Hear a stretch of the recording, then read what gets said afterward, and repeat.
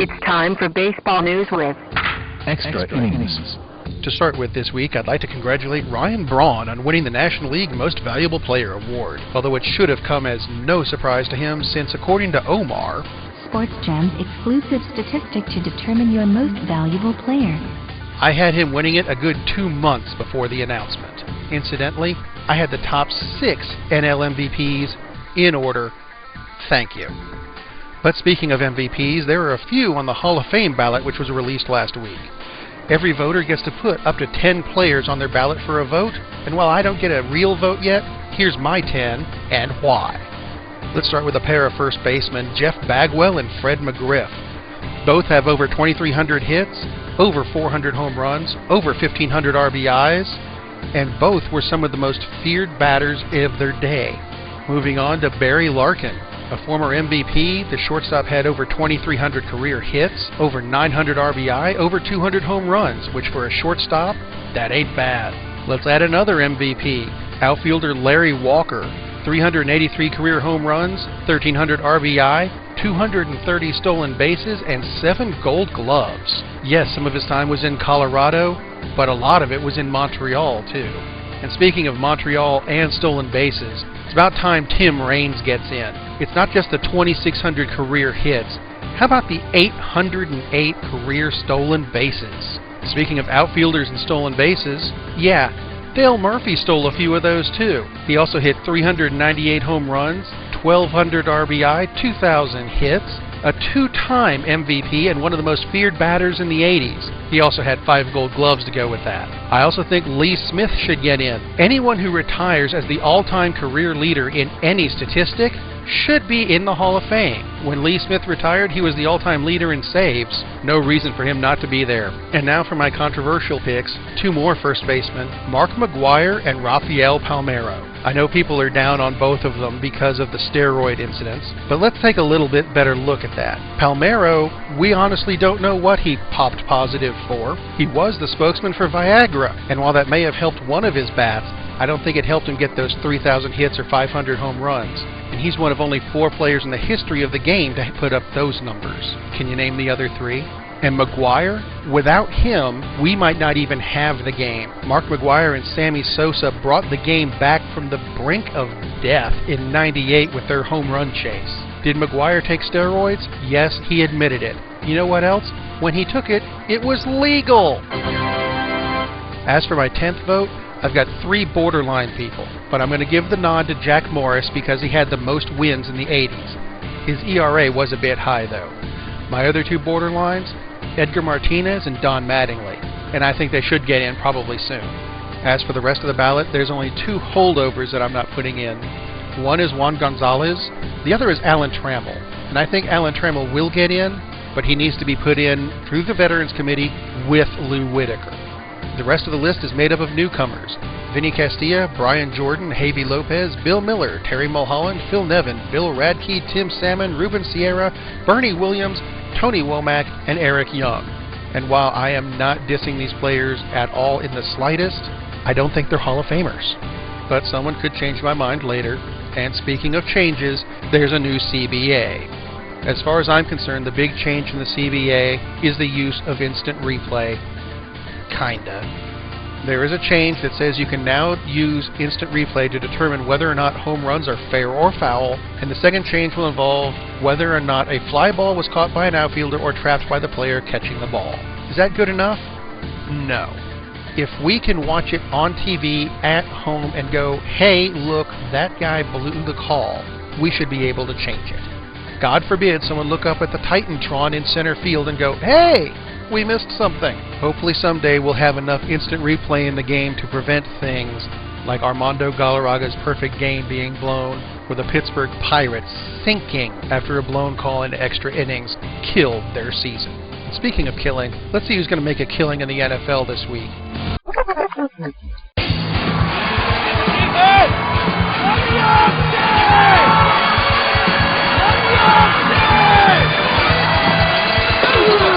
Sportscast NFL picks. Before the show, Chad and Steven decided that the following games were not even worth talking about. The following teams will be winning. Pittsburgh, the Jets, the Jags, New England, Baltimore, Miami, Detroit, Green Bay, Arizona, San Diego, and Seattle. Which brings us to Atlanta at Carolina. Cam Newton, 14 rushing touchdowns, has set an NFL quarterback record for the 4-8 Carolina Panthers. They host Atlanta, who is struggling. And, Steven, your Falcons, when Michael Turner doesn't rush the ball 19 times in a game, it doesn't matter if he has 30 yards rushing when he runs 19 times. If he gets the rock 19 times, the Falcons are 7-0. When he rushes for less than 19 carries in a game, the Falcons are 0-5. 14 carries, 41 yards this past week against Houston. Give the ball to Michael Turner. It's going to be a competitive game. Carolina's looking impressive. I'm going to take Atlanta on the road, but don't be surprised if Carolina pulls off the big upset and spoils the Atlanta Falcons season. Yeah, I don't understand. They started out passing no run, and they were horrible. And they started running the ball. They were good. They go to Houston. I don't understand it. The defense didn't look good. The ninth-ranked defense in the NFL. But I think Atlanta can pull it out against Cam Newton. New Orleans at Tennessee. Tennessee's a good story. They're one of the 1,705 teams sitting there in the wild card hunt. New Orleans comes to Tennessee. I just don't think Tennessee can stop Drew Brees and the high-powered offense. Yeah, look at these stats. Drew Brees is on pace to break an NFL record for most passing yards in a season. Of course, Tom Brady and Aaron Rodgers are close behind, but Drew Brees through 12 games, 4,031 yards passing, not to mention he has 30 touchdowns and a 105.5 rating. But what Tennessee has been doing lately, and in the last two games, Chris Johnson has found his legs. 190 yards rushing 2 weeks ago, 150 yards plus against the Bills, and 2 touchdowns this past weekend. Hey, Chris Johnson's up to 14th in the NFL rushing, 852 yards. It's in Tennessee, and if Matt Hasselbeck does not make the mistakes, New Orleans, outside, in the elements, I think they're going to be slowed down just enough to where Chris Johnson and the Titans are going to pull this one off. Houston in Cincinnati. This used to be a premier matchup. Cincinnati was looking really good. A.J. Green and Andy Dalton combining now for the most touchdown passes for rookies together since 1999. But Houston comes in, and who cares if they have their third quarterback? They've got the number 2 overall defense and have won 6 games in a row. Houston at 9-3, make it 7 in a row. Houston's going to go to 10-3 and knock off Cincinnati. Yeah, I thought Cincinnati could play with the big dogs, but Pittsburgh and Baltimore have made me think otherwise. I think Houston goes in and slaps them around. Chicago in Denver. We all thought Chicago at home could beat Kansas City, but Matt Forte gets hurt, and now he's going to be out 2 to 6 weeks. And they got to travel to Denver against Tebow and company on a hot streak. I don't think Chicago can get it done. I like Denver. Yeah, Tim Tebow was 10 of 15 for over 200 yards passing against Minnesota. And you hear all the criticism. Tim Tebow's not throwing the ball enough. Tim Tebow's running the ball too much. He only threw 15 passes, but he completed 10 of them. Amazing stats for Tim Tebow, who is now 6-1 as a starter. The Denver Broncos lead the AFC West. Chicago, like you said, no Matt Forte, no Jay Cutler. What are the Bears going to do? I'm certain they cannot go out and find a Donovan McNabb and a Sean Alexander to run with that team. You know what? Denver, they're going to win this game. They're going to win it, well, Tim Tebow style, last-second field goal. The New York Giants in Dallas. Wow. I think I'm going to call timeout real quick and start this segment over. Okay, now let's back to reality here. What was Jason Garrett thinking? I mean, I hear the rumors that, the special teams coach is saying, call timeout, we're not prepared. And Dan Bailey knocks down a 49-yard field goal. Oh, you have to do it again. And then he missed it. Arizona wins in overtime for the second straight year against the Cowboys. Cowboys are 7-5. The Giants coming in at 6-6. Yeah, they've lost a lot of games in a row, including that 38-35 game against Green Bay, which, hey, everybody thought they had a chance. Think about this.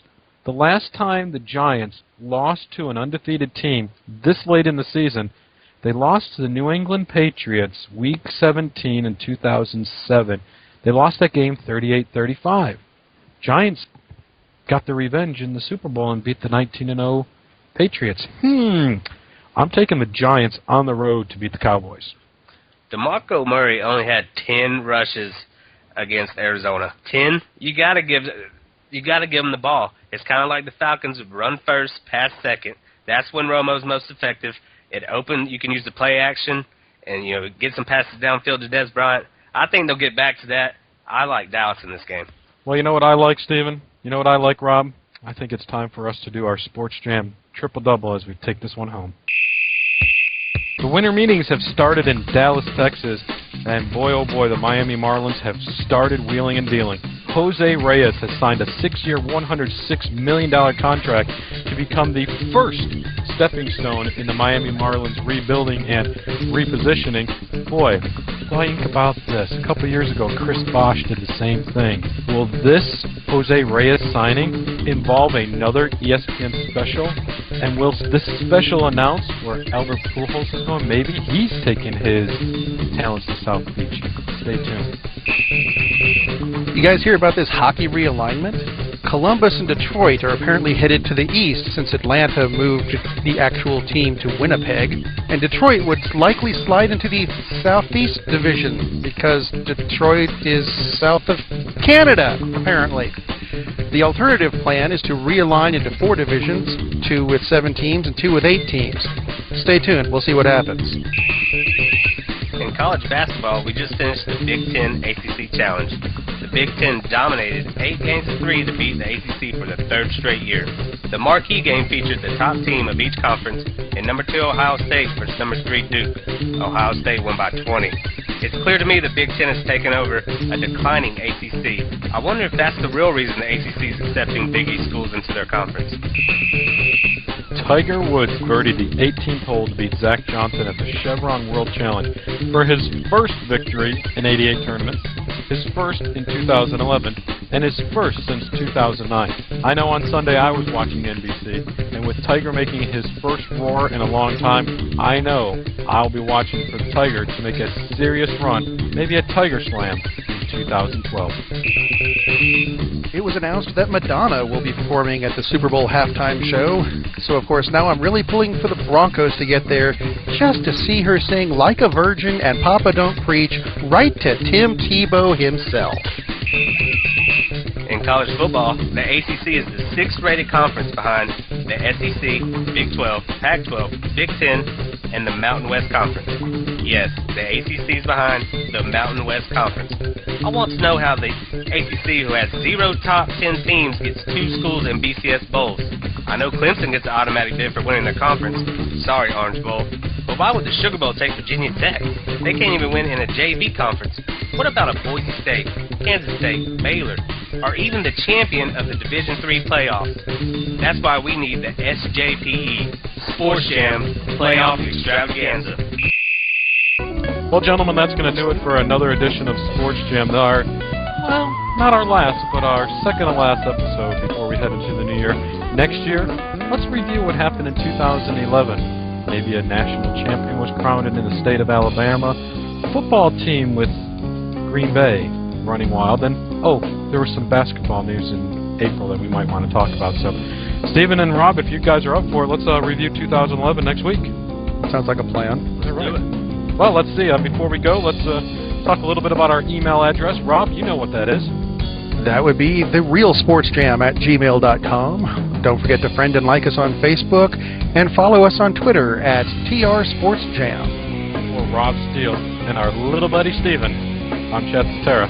Sports Jam. We're out.